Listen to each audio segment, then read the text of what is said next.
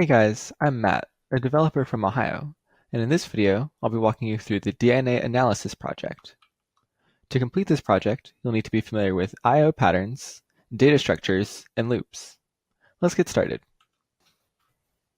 In this project, we'll use the concepts learned throughout the Python course to read and analyze DNA in a criminal investigation. DNA left at the scene of the crime will need to be compared to samples from 3 suspects.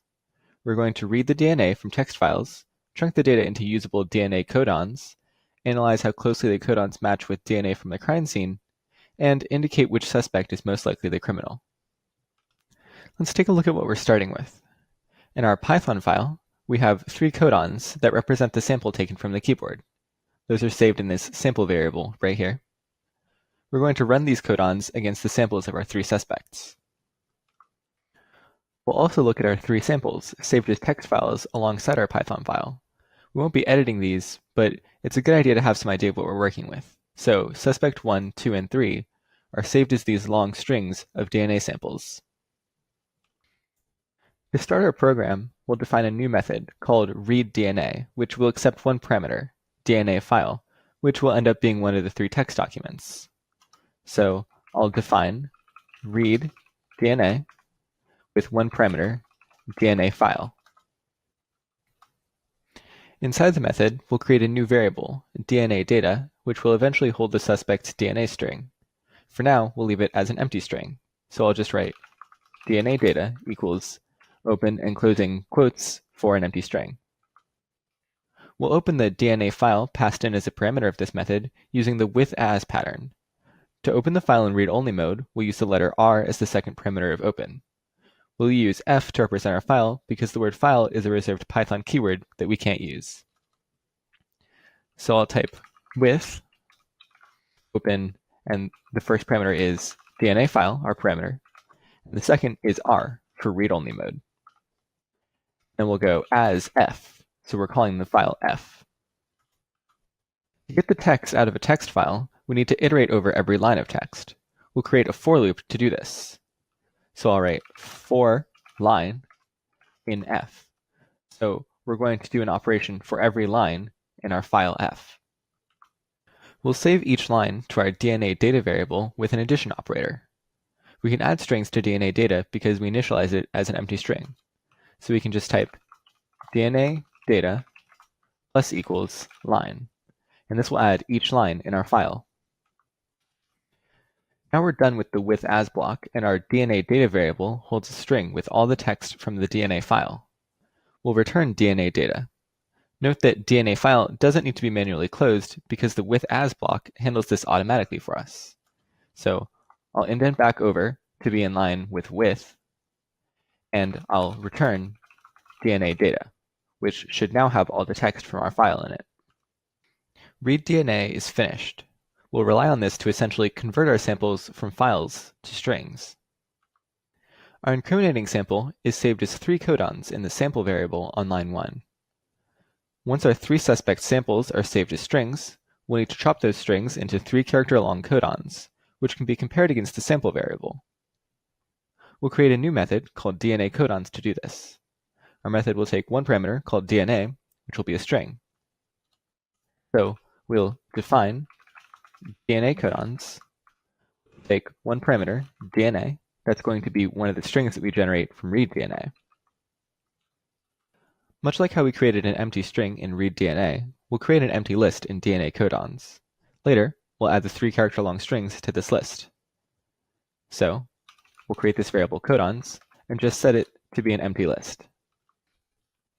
We're going to use a for loop to iterate over our string. Normally, we'd start at 0 and go through each index until we reach the length of the list.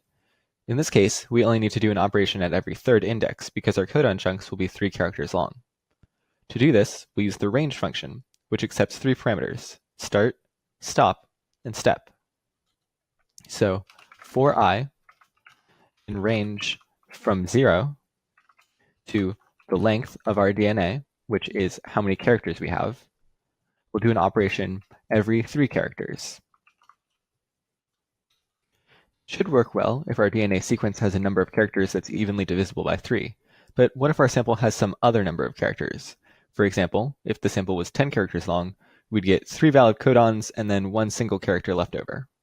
We'll add an if statement to make sure there are at least 3 characters left to save.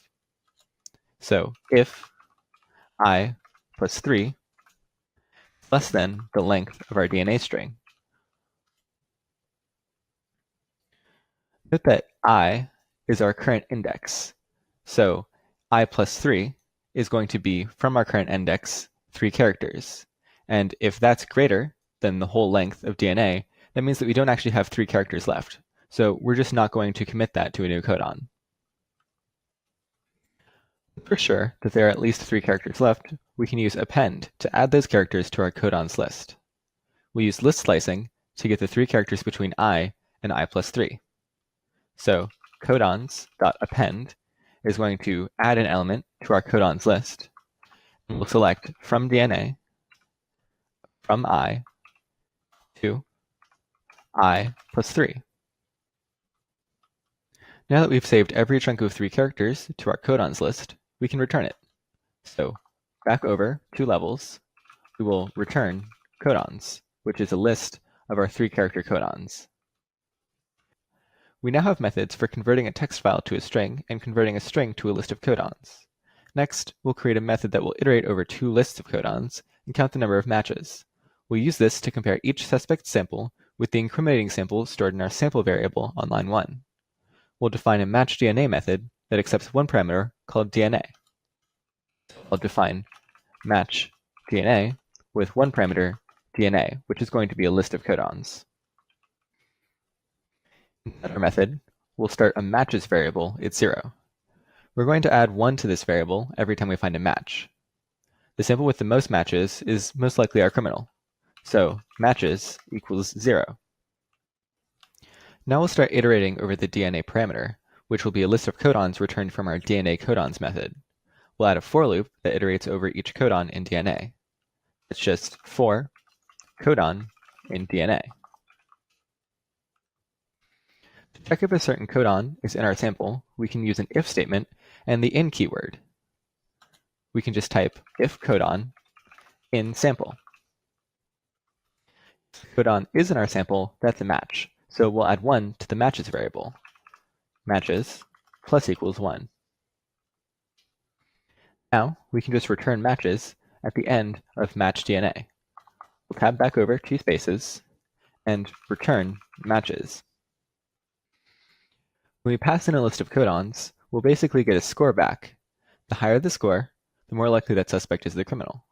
To automate this logic, we'll define a new method, isCriminal, which takes the parameter DNA sample. Before I do that, I'm going to minimize these methods because we're done editing them, and it'll clean up the workspace a little bit. Now, I'll come down here and define isCriminal, which takes in the parameter DNA sample. Now we can use all the methods we've put together so far. The DNA sample parameter is going to be a file, so we'll pass it through readDNA, save the resulting string in a new variable called DNA data. So DNA data equals readDNA DNA sample. To get the codons out of DNA data, we'll pass it into the DNA codons method and save the resulting list as codons. So codons equals DNA codons DNA data. To get the number of matches for this sample, we'll pass codons to the matchDNA method and save the resulting number as num matches. So num matches equals matchDNA codons. You can see that what we're doing here is just taking our DNA sample file and taking it through all of our methods until we get a number out, which is the number of matches. We pass DNA sample through readDNA to convert it to a string, and then we pass it through DNA codons to convert it to a list of codons, and then through matchDNA to get our matches number. We'll add an if statement to check if the number of matches is significant. For the purpose of this project, we'll say that 3 matches is significant enough to warrant further investigation. So if num matches is greater or equal to 3. Significant number of matches was found, we'll print a message with the number of matches and a suggestion that the investigation continue for this suspect. So inside of our if statement, I'll print string which is going to end up being the number of matches. And I'll say that many number of matches is found, and we should continue the investigation. Then I'm going to use string formatting to pass in num matches. If a significant number of matches wasn't found, we'll print out the number of matches and suggest that the suspect should be freed, as there isn't enough evidence to hold him. So else we'll print another string. This time we'll still print out the number of matches, but we'll say free suspect instead of continue investigation. Then we'll attach num matches. Our program is almost done.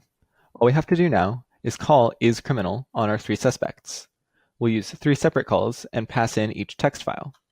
So at the bottom of our program, we'll have isCriminal, and in a string, we'll type suspect1.txt, and I'm going to copy and paste this twice, change suspect1 to 2 and 3, and these are going to reference our text files that store the other samples. We can finally run the program to figure out which one of our samples most closely matches the evidence. So in the console, we'll type in python dna.py because that's the name of our file, hit enter, and if everything went smoothly, you'll get 3 messages back from your program.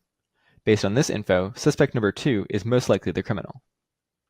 In this project, we wrote a Python program that compares DNA samples to help identify a criminal from a list of suspects.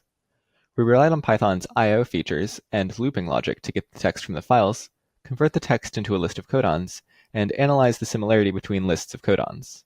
I/O, or input-output, allows us to save and use data outside of our program, which is a lot more convenient than having a user type all that data into the command line. I'm Matt for Codecademy. Happy coding!